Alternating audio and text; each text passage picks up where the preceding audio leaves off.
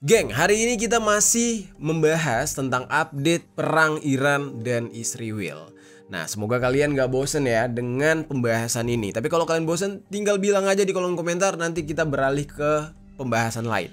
Oke? Nah, sebelumnya gue disclaimer lagi ya, pembahasan ini tidak bermaksud untuk melanggar aturan YouTube ataupun melawan ketentuan-ketentuan yang sudah ditentukan oleh YouTube. Nah, jadi pembahasan ini murni sebagai informasi dan semoga bisa menjadi edukasi buat kita semua. Oke, jadi geng, dari konflik ini kita jadi tahu ya, kalau negara-negara yang didukung oleh Amerika dan sekutunya ternyata tidak semuanya seperti yang terlihat di film-film. Kalau di film-film kan ya sekutunya Amerika dan Amerika sendiri tuh kayaknya jago banget gitu. Bahkan seorang Rambo aja nih, satu lawan banyak menang Rambo, ya kan? Pemimpin tertinggi Iran ya, Ayatullah Ali Khomeini itu juga udah memberikan ultimatum kalau Iran tidak akan menyerah dan tunduk kepada siapapun. Mereka bakal terus melakukan perlawanan sampai titik darah penghabisan. Satu-satunya cara agar Iran dan Israel bisa mengakhiri konflik ya kalau ada salah satu di antara mereka yang sudah kehabisan amunisi dan uang atau dana untuk perang, dan semua memperkirakan kalau Israel lah yang akan meminta gencatan senjata. Nah, prediksi dunia tuh gitu. Orang-orang di seluruh dunia bilang ini kayaknya Israel deh yang bakal berhenti. Ya, ini masuk akal juga karena kan Israel ini sepanjang hidupnya ya berperang terus, ngebom Gaza, terus ngebom Lebanon, ya kan? Sekarang menghadapi Iran yang udah lama banget gak berperang, otomatis amunisi mereka tuh numpuk banyak banget. Nah, makanya di dalam hal ini banyak yang memprediksikan kalau nantinya yang menyerah atau meminta damai gencatan senjata itu adalah dari pihak Israel. Nah, tapi apakah nantinya akan disetujui oleh Iran atau enggak kalau misalkan Israel meminta gencatan senjata? Ya masalahnya sampai sejauh ini belum ada tanda-tanda kalau mereka bakal mengakhiri konflik. Karena dari pihak Iran sendiri kayaknya geram banget dengan Israel. Nah, di video kali ini kita bakal membahas beberapa update terbaru soal perang ini, geng. Seperti salah satunya Israel yang mengklaim kalau mereka melakukan serangan baru di Teheran dan beberapa wilayah lain di Iran.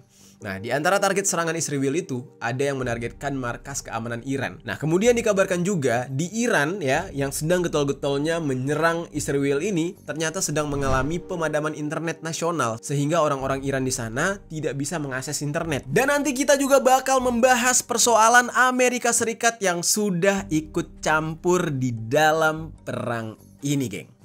Kita bakal membahas ya. Karena ya dari kemarin kita nggak nyangka gitu ya, Amerika kan tarik ulur, katanya sih cuman bertahan aja alias defense, mempertahankan militer mereka di wilayah Timur Tengah, mempertahankan kedaulatan Israel gitu ya. Tapi tiba-tiba mereka malah ikut menyerang juga. Wah, kacau nih. Kita bakal bahas semuanya. Nah, terus kita juga bakal membahas update-update terbaru lainnya. Jadi langsung aja nih kita masuk ke dalam pembahasannya. Halo geng, welcome back to Kamar Jerry.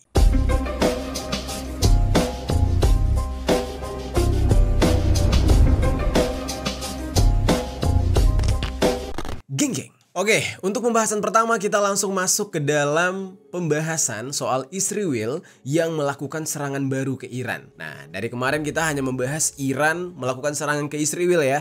Sekarang justru sebaliknya nih geng, Israel balik menyerang Iran.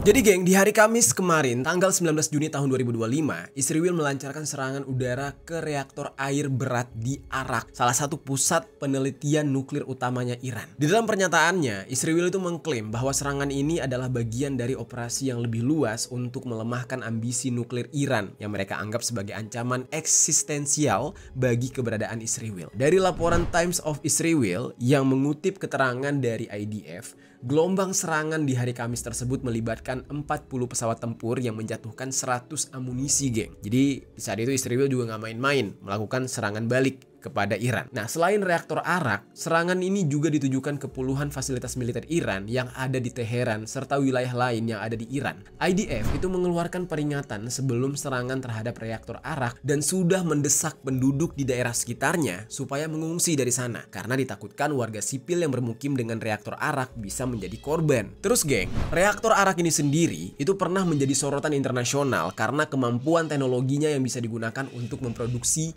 plutonium yang menjadi salah satu komponen utama dalam pembuatan senjata nuklir. cukup canggih nih. Makanya Israel rada ketar-ketir ketika Iran punya ginian. Nah, berbagai media itu mengutip sumber intelijen dari barat yang menyebutkan kalau serangan ini mungkin sudah menyebabkan kerusakan yang signifikan pada infrastruktur reaktor. Meskipun belum jelas nih apakah kontaminasi radiasi terjadi akibat serangan tersebut. Karena kan kalau misalkan udah bicara nuklir nih, kalau sampai itu meledak, itu area sekitar gak bisa ditinggali oleh manusia lagi. Karena radiasinya itu, geng, serem banget tuh. Biasanya itu bakal bikin orang jadi cacat, punya penyakit di dalam badannya. Terus ibu-ibu hamil juga bakal ngelahirin anak yang gak sempurna, cacat gitu. Nah, itu bahaya banget radiasinya. Terus geng, gak lama setelah serangan tersebut, stasiun TV pemerintah Iran itu bilang gak ada bahaya radiasi apapun di reaktor Arak katanya. Sudah adanya upaya untuk melakukan evakuasi di reaktor tersebut dan gak ada kerusakan di daerah sipil yang berlokasi di sekitar reaktor. Walaupun ya serangan Israel cukup parah. Dan 2 hari yang lalu, tepatnya pada hari Rabu tanggal 18 Juni, Katz selaku Menteri Pertahanan Israel itu mengklaim angkatan udara mereka sudah menghancurkan markas intelijen Iran. Dan berdasarkan laporan yang diterima hari itu juga, terdengar ledakan keras di udara Teheran. Nah, serangkaian ledakan baru juga terdengar di bagian timur. Ledakan tersebut terdengar sekitar jam 3:50 sore waktu setempat. Nah, setidaknya tuh ada 5 kepulan asap yang terlihat di wilayah timur dan tenggara Teheran. Serangan Israel ke markas intelijen Iran ini sebagai balasan setelah Iran menghancurkan markas Mossad di Israel. Sebagai respon dari serangan Israel yang menyerang reaktor Arak, Iran langsung membalas dengan meluncurkan gelombang serangan rudal balistik dan drone kamikaze ke wilayah Israel. Nah, jadi di hari itu Israel nyerang Iran, ya Iran juga nggak tinggal diam, balikin langsung di hari itu juga.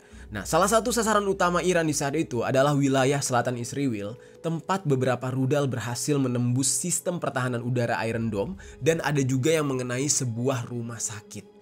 Nah, ini yang lagi rame banget dibicarakan nih, rumah sakit ini nih yang lagi rame dibicarakan. Yang mana ya pihak Israelnya mengatakan ini adalah sebuah tindakan kejahatan perang karena menyerang rumah sakit. Padahal mereka sendiri pernah melakukan hal yang sama gitu. Geng, sebentar, kita pause sedikit. Gue pengen berbagi sebuah info dengan kalian. Kalian ngerasa gak sih geng? Akhir-akhir ini ya harga barang naik, tagihan menumpuk, terus juga penghasilan terkadang ya segitu-gitu aja. Jadi gue pengen ngasih tahu informasi kepada kalian, yaitu untuk bisa mendapatkan penghasilan sampingan. Yaitu salah satunya dengan belajar menjadi seorang trader. Kalian bisa belajar menjadi seorang trader, itu bisa sambil santai di rumah, terus sambil belajar, sambil bekerja juga di luar mungkin. Nah, asalkan ada handphone dan internet. Nah, memang kalau mendengar kata trader, banyak yang masih takut ya, karena berita soal penipuan lah, investasi bodong lah, atau yang dulunya pernah kita dengar yang namanya binary option. Nah, ini berbeda, ini bukan binary option. Makanya gue mau ngenalin ke kalian, ini aplikasi khusus untuk menjadi seorang trader yang bernama Finex. Platformnya cukup keren karena Finex ini nggak abal-abal ya, seperti yang kalian lihat di iklan-iklan yang aneh gitu. Dan pastinya bukan binary option juga seperti yang diiklankan oleh Bank IKA dan Bank DS dulunya. Jadi Finex ini beda.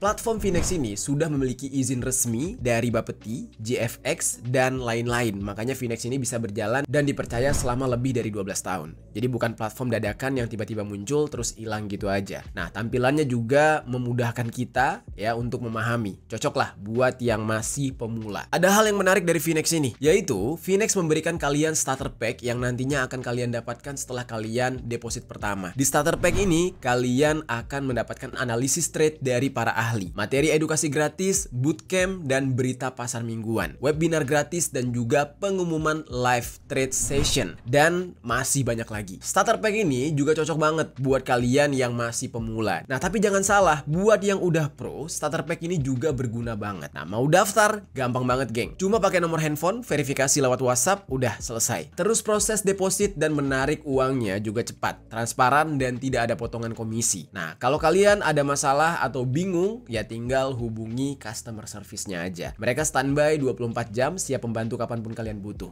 Tinggal klik live chat dan beres. Buat kalian yang sudah siap untuk menjadi seorang trader beneran, kalian bisa mulai dengan $30 aja. Nggak mahal. Masih masuk akal banget buat seorang pemula. Pokoknya semua fitur yang ada di Finex itu ngebantu banget untuk kalian yang baru mulai belajar. Jadi gimana? Jangan cuma mikir doang, coba aja dulu. Ya siapa tahu ini jalan buat kalian untuk bisa menjadi seorang trader. Langsung aja geng, scan kode QR-nya di layar ini atau klik link yang ada di deskripsi. Buruan selagi kesempatan masih ada. Oke, sekarang kita lanjut ke kontennya. Di dalam hal ini ya, serangan Iran ini menyebabkan 4 bangunan di Tel Aviv itu hancur. Selain rumah sakit, ada juga gedung bursa saham Israel yang juga terkena hantaman rudal dan mengalami kerusakan. Puluhan orang luka-luka di dalam serangan tersebut, tapi dikabarkan nggak ada korban jiwa. Nah, jadi kurang lebih itu serangan terbaru dari Israel yang ternyata langsung dibalas oleh Iran. Oke, sekarang kita bakal masuk ke dalam pembahasan berikutnya mengenai pemadaman internet yang terjadi di Iran.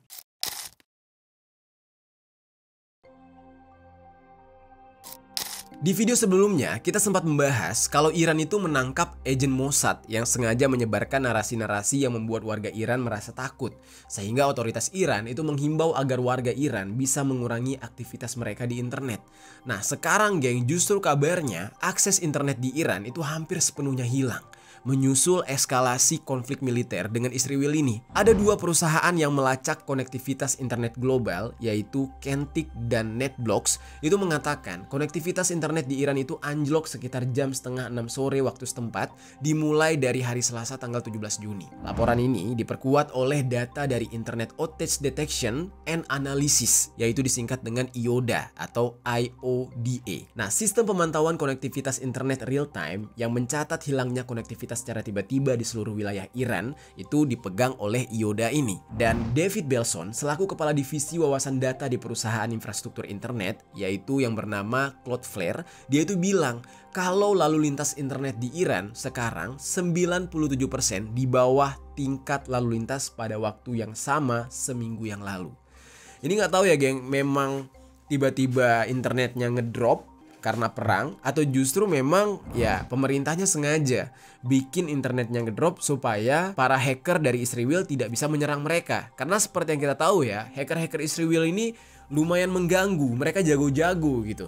Nah, di hari pertama perang aja udah ada hacker yang berhasil ngebobol fasilitas dari pihak Iran. Jadi Iran itu mengambil langkah sekalian aja internetnya dimatikan supaya ya para hackernya tidak bisa berkutik. Jadi nggak ada perang cyber. Perangnya bener-bener perang fisik di daratan, di udara, dan laut.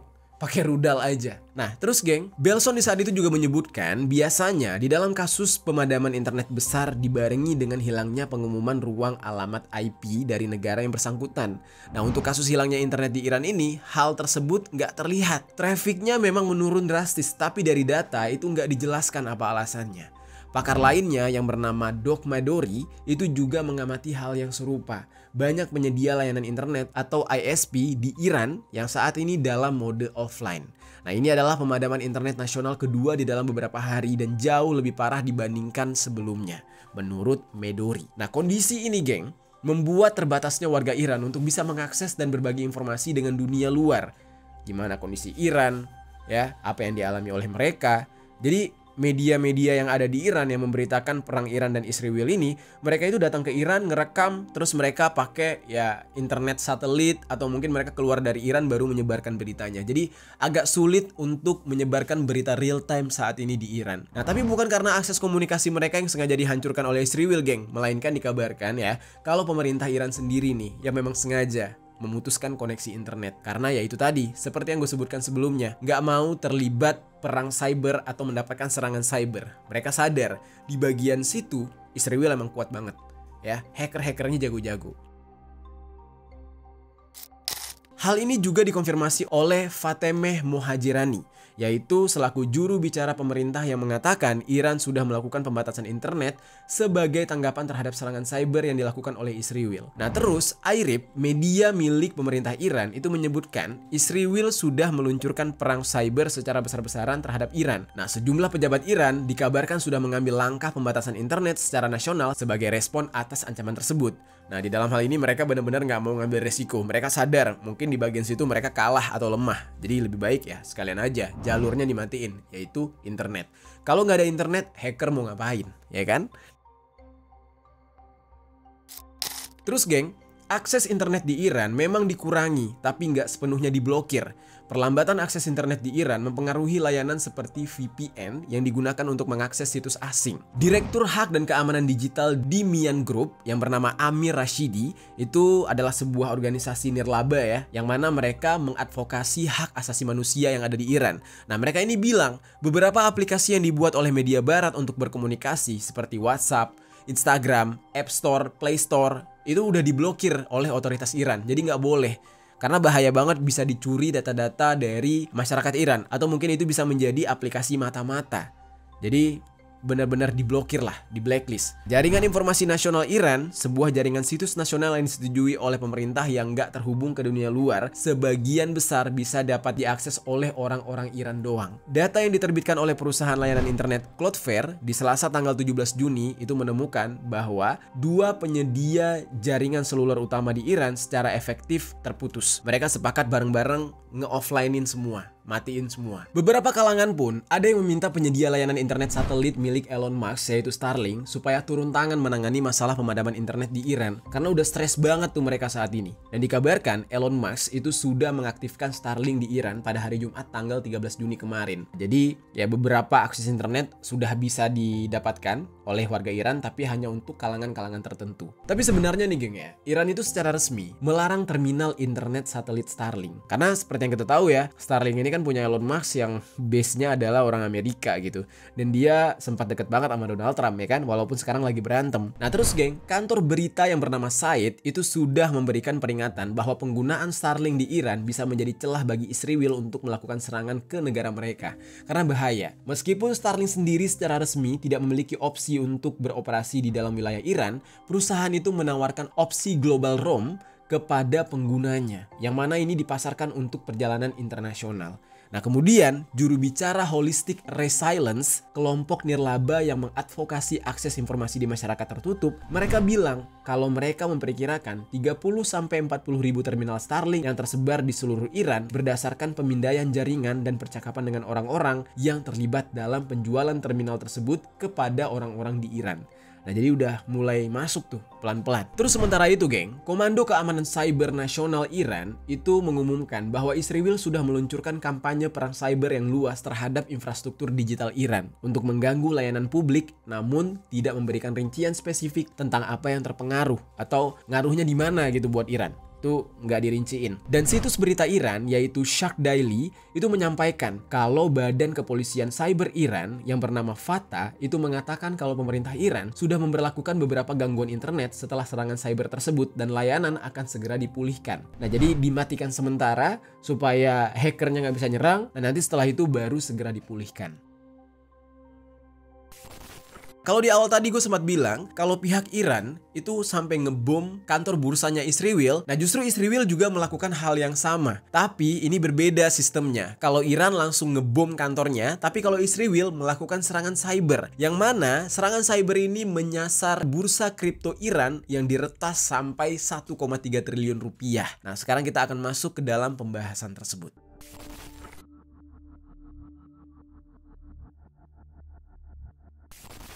Jadi geng, bursa kripto terbesar di Iran yang bernama Nobitex itu mengalami peretasan yang dilakukan oleh kelompok hacker yang pro terhadap Israel bernama Predatory Sparrow. Kelompok hacker ini berhasil menyebabkan kerugian sebesar 81,7 juta dolar yang kalau dirupiahkan setara dengan 1,3 sampai 1,4 triliun. Nah, insiden ini tercatat sebagai salah satu pembobolan keamanan aset digital terbesar di tahun 2025 yang melibatkan pencurian aset di jaringan Tron, Bitcoin, Dogecoin, dan juga rantai berbasis Ethereum Virtual Machine atau disingkat dengan EVM. Kelompok hacker yang bernama Predatory Sparrow ini ya menggunakan sejumlah vanity addresses, yaitu alamat kripto dengan pesan terselubung yang bisa dibaca, dan beberapa di antaranya mengandung pesan seperti yang gua tampilkan di video geng. Nah memang kalau dibaca sekilas itu seperti sebuah susunan huruf acak, tapi kita bisa lihat di keempat tulisan tersebut terdapat huruf yang membentuk susunan kata. Ada kata F, ada kata teroris, ada kata dead di situ. Nah, pesan-pesan ini secara eksplisit mengutuk pasukan Garda Revolusi Islam Iran atau IRGC dan mengaitkan IRGC dengan Nobitex ini, geng. Terus, geng, serangannya dilakukan secara bertahap selama beberapa jam dengan pelaku yang memanfaatkan kecepatan transaksi di jaringan Tron untuk memindahkan dana secara cepat dan sulit untuk dilacak. Pola penarikan dana yang sistematis ini mengindikasikan bahwa hacker kemungkinan besar sudah mendapatkan akses ke sistem internal Nobitex. Selain mencuri aset kripto, sebagian dananya juga ya sengaja dikirim ke alamat yang dihanguskan atau dibakar gitu, biar hilang jejaknya, yang lebih dikenal dengan sebutan burn address. Nah, sehingga itu nggak bisa digunakan kembali. Dari sini, kita bisa lihat ya, kalau Predatory Sparrow ini sudah merencanakan aksi ini dengan matang dan berniat untuk merusak total aset digital milik Iran. Insiden ini tentunya menimbulkan kepanikan yang besar di kalangan trader kripto Iran.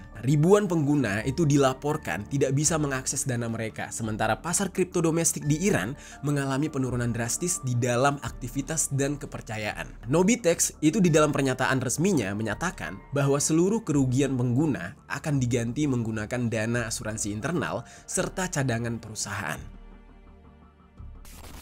Lalu geng, apa tujuan dari Predatory Sparrow ngehack Nobitex? Nah, jadi mereka ini menuding Iran menggunakan Nobitex untuk menghindari sanksi internasional. Predatory Sparrow ini muncul dalam 5 tahun terakhir ketika mereka mengklaim bertanggung jawab atas serangan cyber yang sebelumnya mengganggu pabrik baja di Iran dan sistem pembayaran di stasiun bensinnya Iran. Mereka ini ngaku kalau mereka adalah aktivis cyber anti pemerintah Iran, geng. Meskipun begitu, para ahli keamanan cyber secara luas menduga Predatory Sparrow ini memiliki hubungan dengan istri Will secara langsung. Dan Hamid Kashfi selaku ahli keamanan cyber itu bilang kalau serangan Predatory Sparrow terhadap Nobitex itu bisa berdampak ke warga Iran meskipun mereka mengklaim cuma menargetkan aset IRGC yang ada di Nobitex. Padahal nih ya, banyak warga Iran yang saat ini sudah mengandalkan kripto sehingga serangan ini akan semakin membatasi mereka ke sumber daya keuangan. Pembatasan internet yang dilakukan oleh otoritas Iran sebagai dampak dari serangan cyber seperti ini membuat terjadinya gangguan layanan bank di stasiun bensin. Nah, warga Iran sampai harus mengunjungi 10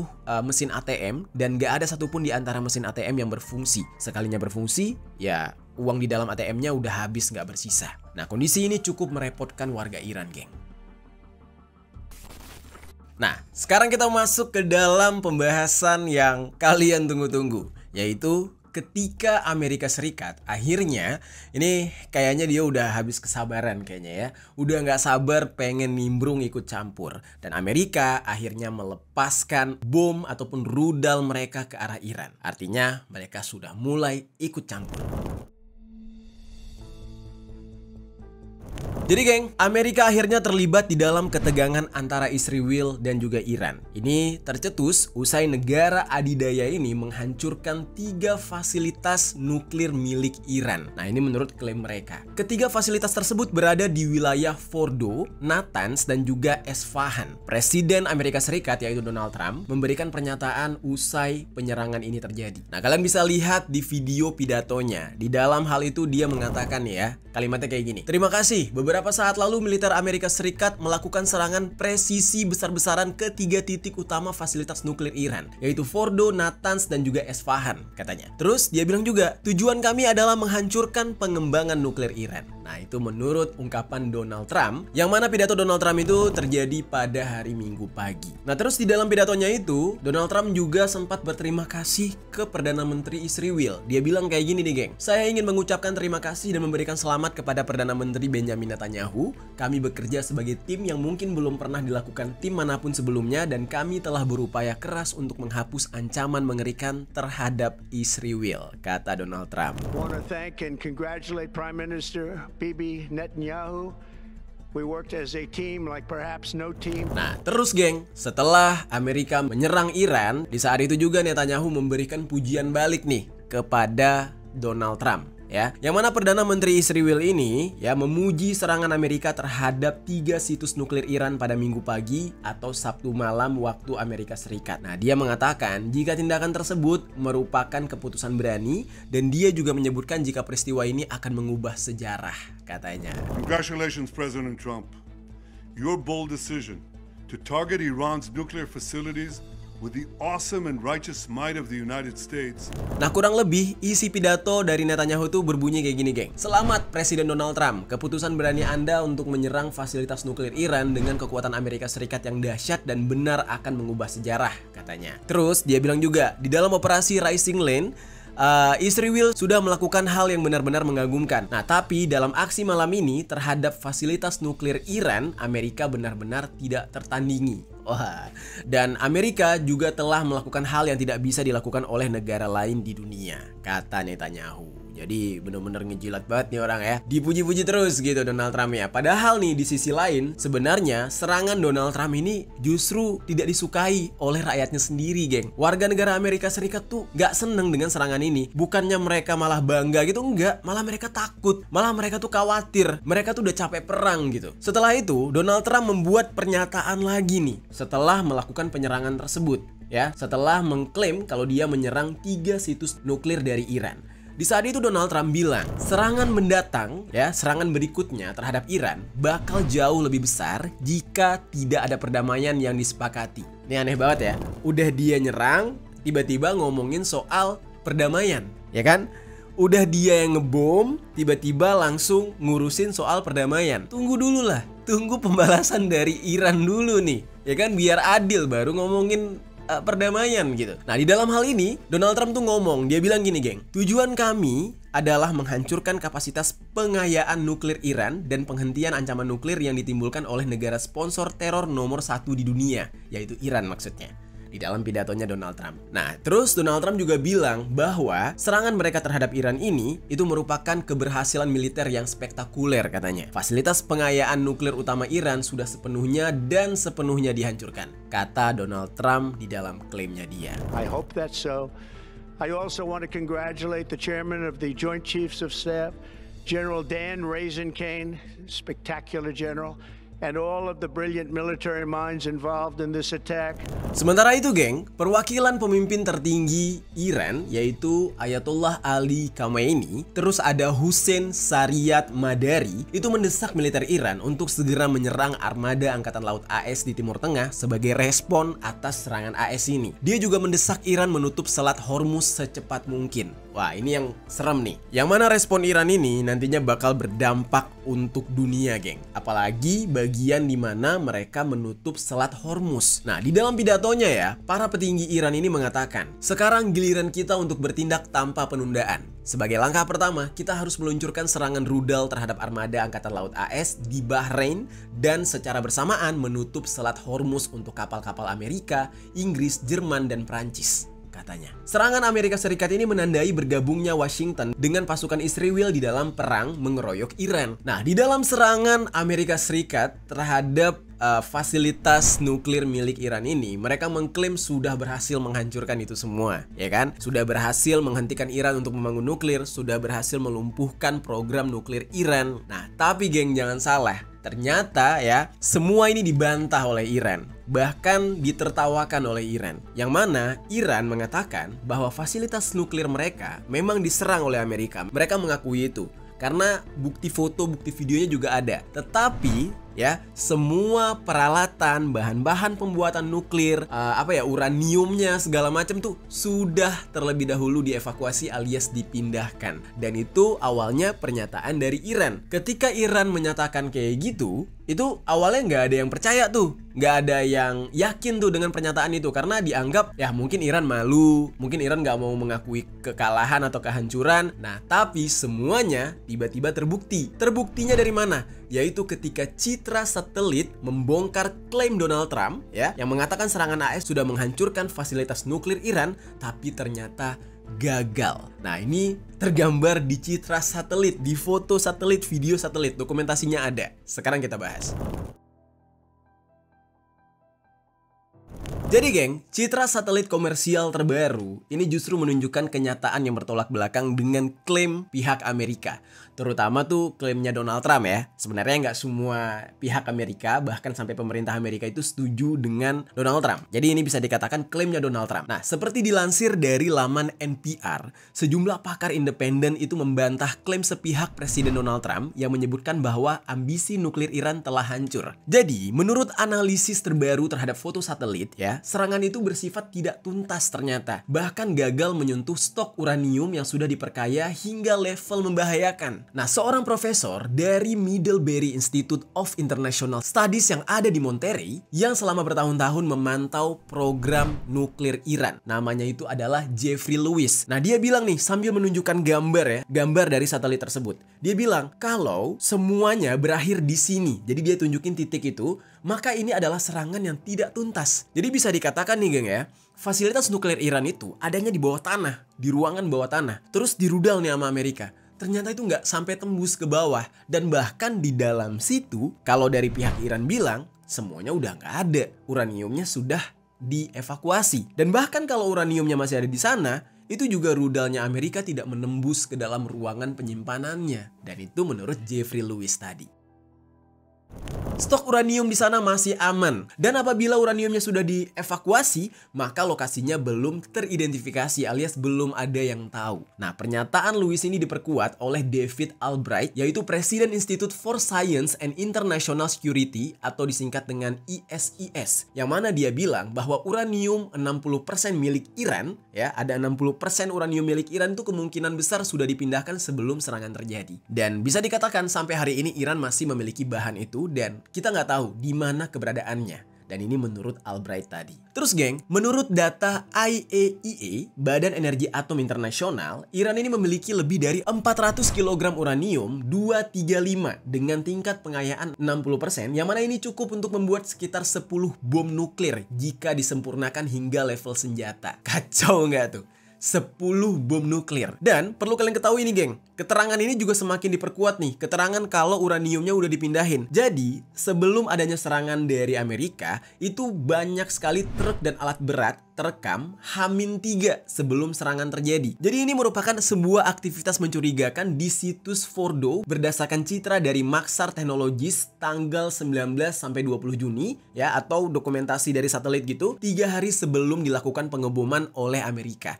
Jadi terekam tuh 3 hari sebelum itu ada truk, ada alat berat, ada mobil-mobil militer yang kayak lagi mindahin sesuatu gitu. Dan foto satelit ini memperlihatkan barisan panjang dari truk dan alat berat tersebut yang nampaknya memang digunakan untuk menutup terowongan utama dan memindahkan muatan dari dalam fasilitas. Truk-truk ini terlihat mengarah ke jalur utama masuk ke kompleks bawah tanah yang dibangun sekitar 80 meter di bawah permukaan lereng gunung. Ini lo kalau pernah nonton film G.I. Joe ya, G.I.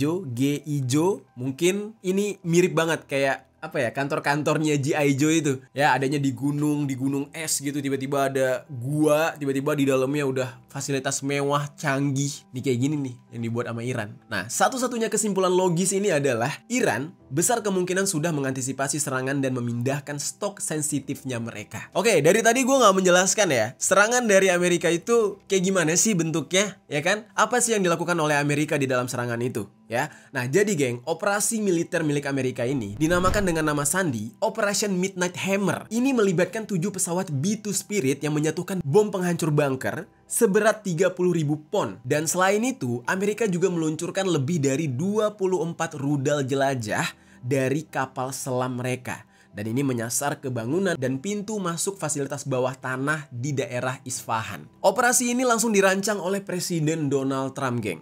Dan ini dianggap sangat berani oleh Menteri Pertahanan AS yang bernama Pete Hegseth. Namun bagi para pakar bagi para pakar nih yang menyaksikan perang ini, yang menyaksikan aksinya Donald Trump ini, dikatakan hasilnya itu sebenarnya nggak sebanding dengan apa yang diklaim oleh Donald Trump. Karena seperti yang gue katakan sebelumnya, di dalam citra satelit itu udah kelihatan semua direkam. Dan memang kalau dilihat dari foto atau rekaman citra satelit, itu menunjukkan 6 lubang besar dan puing-puing hangus di sekitar daerah Fordo. Namun ventilasi bawah tanah, ruang sentrifugal, terus juga gudang uranium itu belum dipastikan terkena. Jadi masih aman-aman aja, geng. Nah, jadi di dalam serangan ini ya memang klaimnya Donald Trump itu kayak heboh banget dan seolah-olah ya Iran udah hancur banget. Tapi pada kenyataannya Iran masih tenang-tenang aja dan bahkan Iran menyiapkan atau merencanakan serangan balasan. Nah, sekarang kita masuk ke dalam pembahasan ketika Iran menyiapkan serangan balasan tersebut.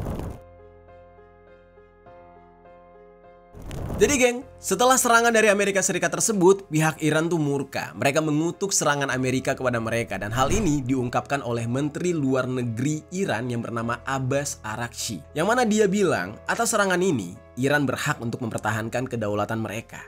Abbas ini menyebutkan, berdasarkan piagam PBB, Iran ini berhak dan sah untuk membela diri dan Iran memiliki semua pilihan untuk mempertahankan kedaulatan mereka, kepentingan mereka, dan rakyat mereka. Nah, Abbas juga menyebutkan jika Amerika adalah pihak yang mengkhianati diplomasi. Dan Abbas menyebutkan jika serangan itu merupakan pelanggaran piagam PBB dan hukum internasional. Dan pemerintah Amerika Serikat itu memikul tanggung jawab penuh atas konsekuensi serius dan dampak buruk dari kejahatan keji ini, menurut mereka. Nah, di dalam hal ini, ya, Iran bersiap-siap, tapi masih rahasia, mereka akan melakukan serangan terhadap Amerika. Nah, tapi memang ya, petinggi dari Iran, orang nomor 1 di Iran, itu sudah bilang, semenjak serangan Amerika ke Iran, mereka sudah menetapkan semua warga negara Amerika Serikat, termasuk sipil dan militernya, itu sudah sah dijadikan target. Wah, gila. Udah ketok palu, mereka memerangi semuanya. Tapi sebelum itu ya, sebelum kita membahas bagaimana serangan Iran ke Amerika dan bagaimana tanggapan warga negara Amerika, kita masuk dulu ke dalam pembahasan. Setelah serangan yang dilakukan oleh Amerika ke Iran, Iran justru melakukan serangan balasan ke Israel dengan melepaskan 27 rudal dan Tel Aviv serta Haifa rusak parah.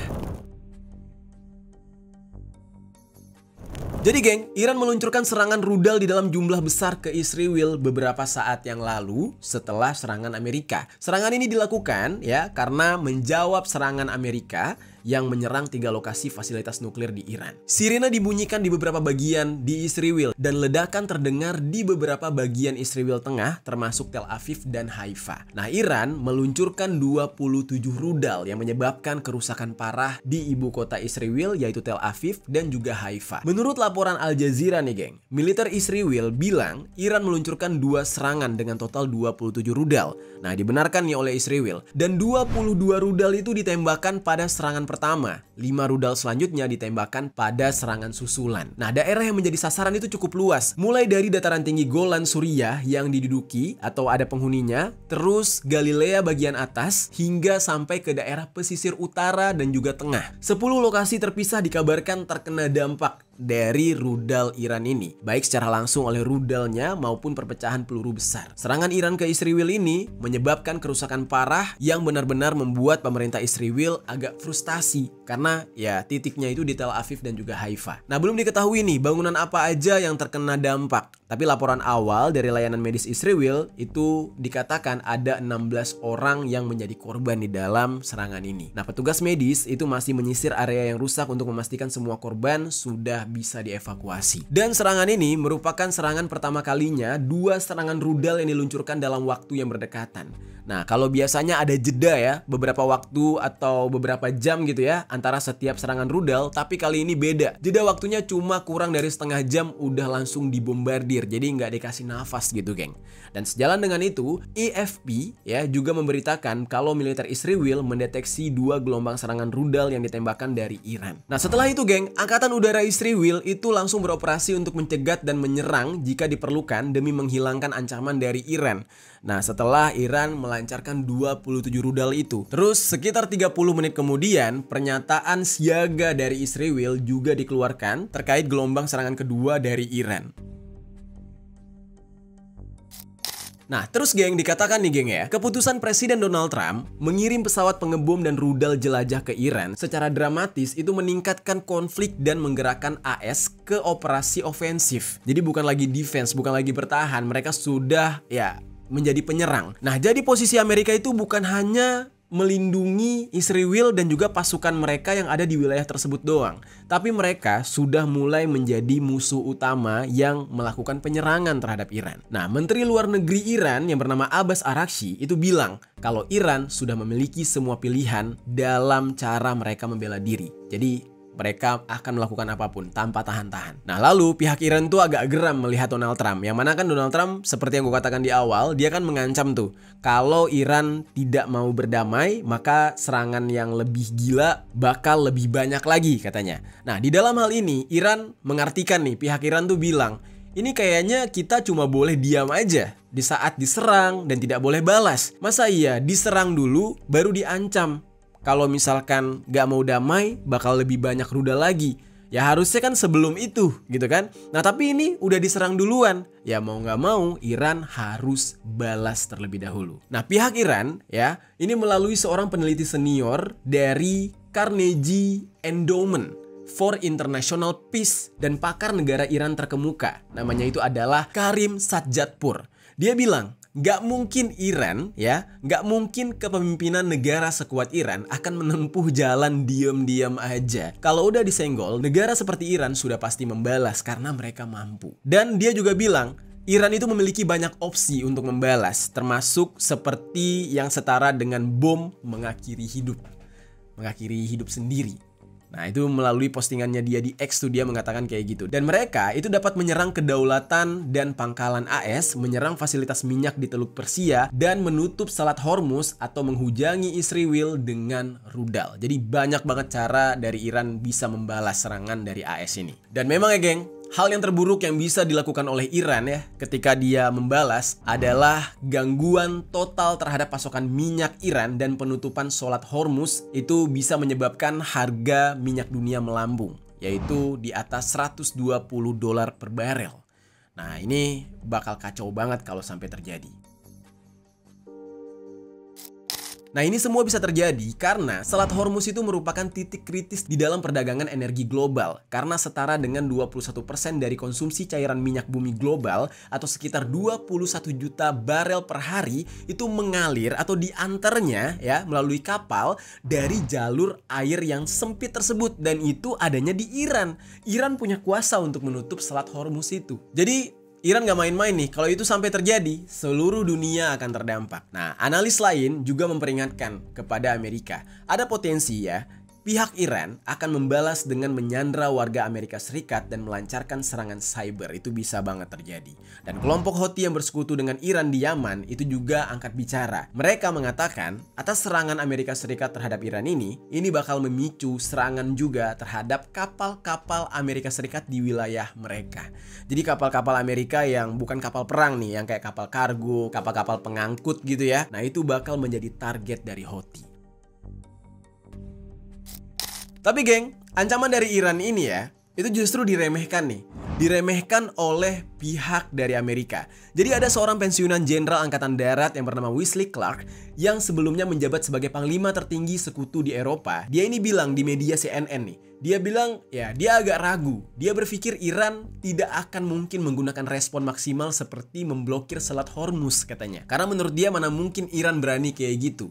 Tapi sebaliknya ya, Iran kata dia mungkin akan meluncurkan beberapa rudal ke pangkalan-pangkalan Amerika Serikat di wilayah tersebut atau mengarahkan milisi pro-Teheran di Irak untuk menyerang pasukan Amerika Serikat. Nah jadi di dalam hal ini semua orang tuh menerka-nerka kemungkinan apa yang akan dilakukan oleh Iran. Balasan seperti apa yang akan dilakukan oleh Iran, orang-orang tuh masih menerka-nerka. Tapi Iran belum memberikan atau menunjukkan rencananya tersebut. Tapi ke Israel dia udah. Ya, 27 rudal udah diluncurkan, tapi ke Amerika mereka masih merahasiakan. Oke, sekarang kita masuk ke dalam pembahasan ketika Amerika Serikat siaga terhadap balasan Iran usai Amerika Serikat menyerang 3 situs nuklir milik Iran.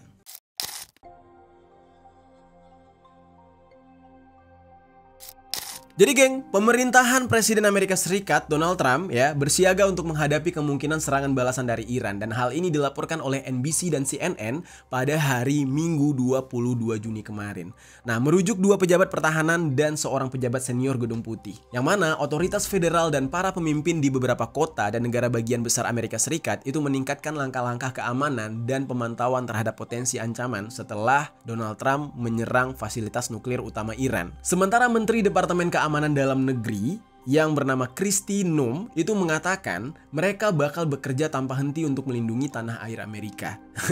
Nah, Mereka semua ya udah panik. Ini semua gara-gara Donald Trump. Dan para pemimpin lokal dan penegak hukum yang ada di Amerika itu meningkatkan kewaspadaan mereka. Nah, mereka bahkan ya itu mengerahkan sumber daya tambahan untuk pengamanan di lokasi keagamaan, budaya, diplomatik di seluruh New York City dan berkoordinasi dengan mitra federal. Nah, terus geng, Departemen Kepolisian Los Angeles juga meningkatkan patroli di dekat tempat ibadah dan area sensitif lainnya. Nah, karena mereka tahu ya, serangan-serangan dari milisi-milisi Iran ini bisa aja langsung masuk ke Amerika Serikat. Karena ya seperti yang kita tahu, Amerika itu adalah negara dengan imigran yang sangat banyak. Terus geng, pemerintahan Donald Trump itu sempat tuh, karena udah saking paniknya ya di internal Amerika, mereka itu sempat mengirimkan pemberitahuan kepada Iran. Tapi setelah mereka nyerang nih, mereka bilang gini, mereka bilang serangan terhadap fasilitas nuklirnya Iran itu cuma dilakukan sekali aja kok, dan bukan merupakan awal perang untuk mengganti kekuasaan katanya. Ini semacam apa ya, kayak lu udah nembak orang nih ya, udah nembak orang, terus lu bilang ke orangnya, itu gue nembak sekali doang ya, gue gak akan nembak lagi, yang penting lu jangan bales atau mending damai-damai aja gitu. Nah, ini semua terjadi karena dia nggak nyangka setelah dia menembak fasilitas nuklir Iran, ternyata Irannya ngelawan. Ditambah lagi ya, masyarakatnya justru panik dan tidak mendukung apa yang dilakukan oleh si Donald Trump-nya. Nah, disitulah Donald Trump-nya serba salah, geng. Nah, sampai pada akhirnya terjadilah gelombang protes anti perang yang mengguncang kota-kota besar di Amerika Serikat. Sekarang kita masuk ke dalam pembahasannya.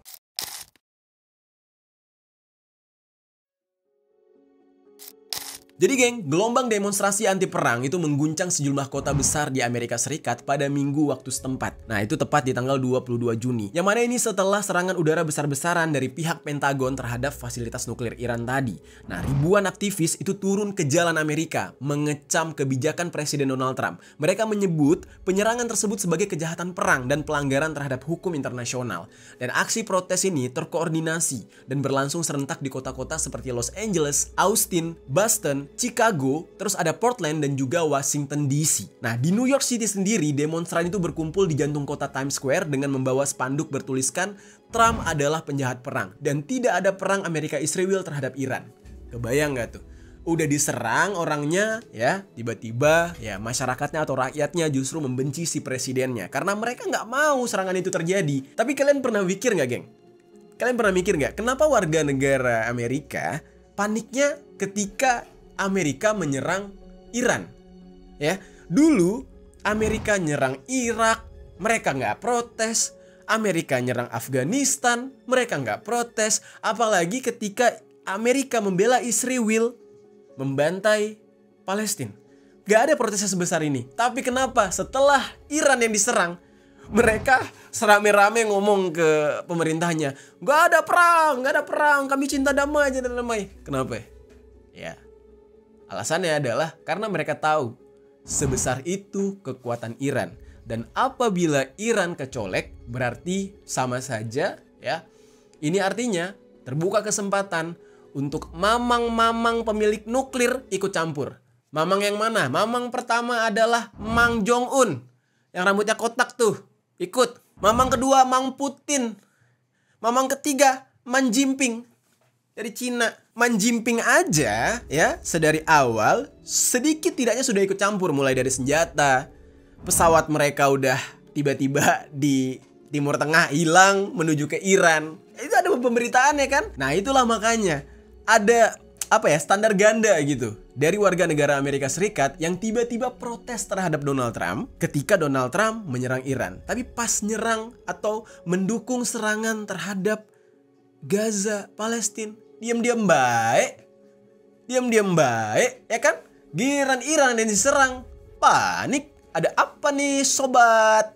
Ya, kita lihat aja nanti. Dan para demonstran ini berteriak terus, tidak ada kejahatan perang, turunkan Trump, katanya kayak gitu. Di lokasi yang sama, pendukung Trump ya sebaliknya nih, lawannya mereka nih, pendukung Donald Trump itu juga ada yang membawa bendera dan mengenakan topi merah MAGA, yang mana ini memicu argumen sengit di antara mereka. Tapi nggak sempat terjadi kekerasan. Nah, bahkan nih ya, salah satu pengunjuk rasa yang ada di Chicago, dia ini warga negara Amerika Serikat, tapi dia adalah imigran dari Iran.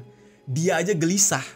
Kenapa gelisah? Karena dia tahu kekuatan negaranya tuh sebesar apa, kekuatan tanah air asalnya dia sebesar apa. Tapi sekarang posisinya dia adalah warga negara Amerika. Apabila tanah airnya menyerang Amerika, dia juga jadi korban. Tuh. Bahkan dia menyatakan kayak gini, geng. Dia bilang gini, "Sudah 5 hari saya tidak bisa menghubungi keluarga saya di Iran," katanya.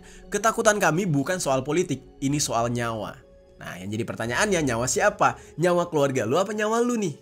Tuh.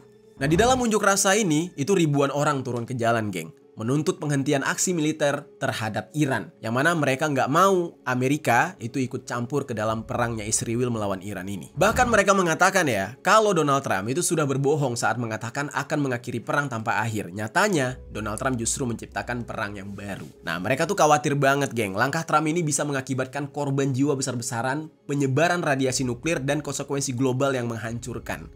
Karena, aduh, nggak main-main nih lawannya nih masalahnya. Iran aja udah menyatakan kalau mereka itu bukan Palestina, mereka itu bukan Gaza.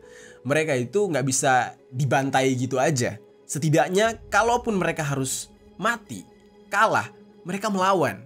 Jadi kedua belah pihak akan ada yang mati sebenarnya. Dan di dalam kejadian ini, Donald Trump dianggap akan terancam bisa dilengsarkan atau turun dari jabatannya. Sekarang kita bahas.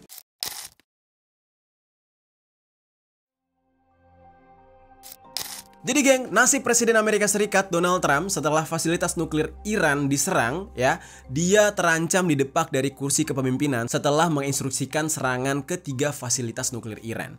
Di dalam cuitannya di platform X ya, Donald Trump menegaskan serangan di 3 situs nuklir utama Iran yaitu Fordo dan Isfahan itu sukses. Dan dia seneng banget. Nah, dan Donald Trump menilai Iran ini mengganggu dominasi militer AS di kawasan tersebut. Namun, itikat Donald Trump ini ya justru mendapat kecaman dari sejumlah pihak termasuk Dewan Kongres Amerika Serikat dari Partai Demokrat. Di saat itu, Sean Casten yang merupakan anggota Kongres itu menjadi salah satu sosok yang mengeluarkan suara paling lantang mengkritik Donald Trump. Di dalam cuitannya dia, Casten ini menyatakan tindakan Donald Trump jelas merupakan pelanggaran yang dapat membuat dirinya sendiri atau Donald Trump itu dimaksulkan. Nah, menurut Casten, tindakan Donald Trump ini sudah masuk sebagai pelanggaran terhadap Undang-Undang Kekuasaan Perang atau War Powers Act yang mengharuskan presiden meminta persetujuan Kongres dulu sebelum mengirim pasukan ke wilayah konflik. Nah, dalam hal ini bisa dikatakan Donald Trump itu kayak ngambil keputusan sepihak gitu. Nah, sedikit gue jelaskan nih, geng. War Powers Act ini merupakan undang-undang federal yang disahkan pada tahun 1973 di Amerika. Dan ini bertujuan untuk membatasi kewenangan presiden dalam menggunakan militer di luar negeri.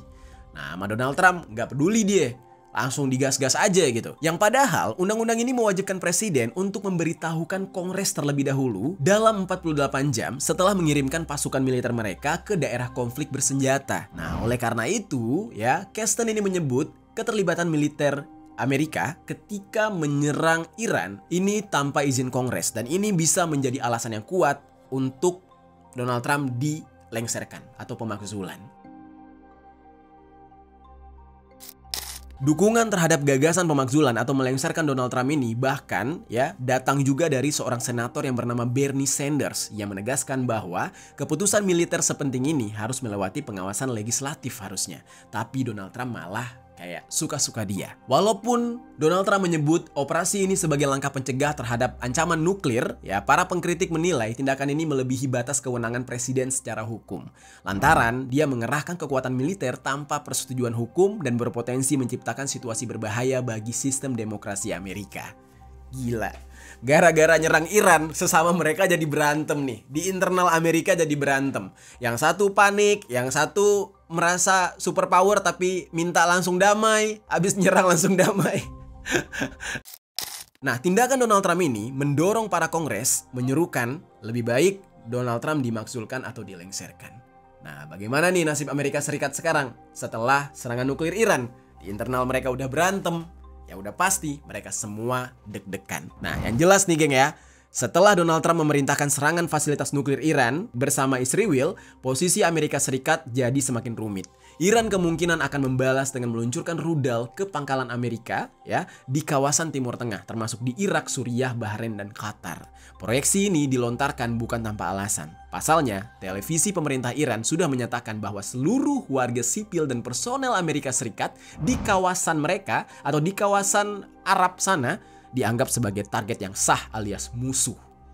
Jika Iran benar-benar menyerang pangkalan militer AS, hal ini bisa dianggap sebagai serangan langsung terhadap negara Amerika Serikat. Dan serangan tersebut tidak hanya menyebabkan banyak korban, baik dari pihak militer maupun sipil Amerika, jika area serangan dekat dengan pemukiman. Nah, ini juga berpotensi memicu kerusakan pada infrastruktur militer penting seperti hanggar, gudang senjata, radar, yang pada akhirnya dapat memperlemah operasi militer AS di kawasan Timur Tengah. Nah, dan selain itu, dampak lain yang ditimbulkan dari serangan Donald Trump ini ya, itu turunnya posisi Amerika di mata internasional sebagai pemimpin perdamaian. Dan dengan menyerang negara lain tanpa mandat PBB dan tanpa deklarasi perang, Amerika Serikat udah dianggap melanggar prinsip hukum internasional. Alhasil, banyak sekutu dari Amerika yang melihat Amerika Serikat saat ini sebagai negara yang bertindak sepihak, memicu konflik, dan mengabaikan kerjasama internasional. Akibatnya, posisi Amerika sebagai pemimpin perdamaian dunia sudah melemah, alias nggak ada yang percaya lagi. Semuanya gara-gara siapa? Semuanya gara-gara Babeh Trump.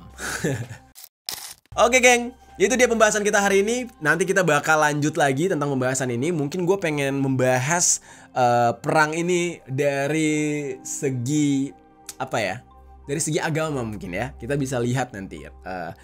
Bukan ramalan sih, lebih tepatnya tuh semuanya sebenarnya sudah ditulis atau sudah tertulis di dalam kitab suci. Nanti kita bahas di pembahasan selanjutnya.